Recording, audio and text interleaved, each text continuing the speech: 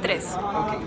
Al presionar este botón de aquí, se iniciará el primer motor automáticamente. Acto seguido comenzará una cuenta regresiva para iniciar el segundo motor. El primer motor se inicia y después el Segundo motor. Muy bien. Ahora, al presionar el stop se deberá detener primero un motor y después el otro. Se detiene primero un motor y después el otro motor. Ahora, una vez que los dos motores están encendidos se puede simular una tasa. Al presionar este botón se va a detener únicamente el primer motor. Eso le da tiempo al segundo motor para mover todo el material y desatascarlo. Cuando yo ya decía que está desatascado, se apaga el segundo motor. Finalmente, cuando los dos motores están encendidos, ya, cortémoslo ahí.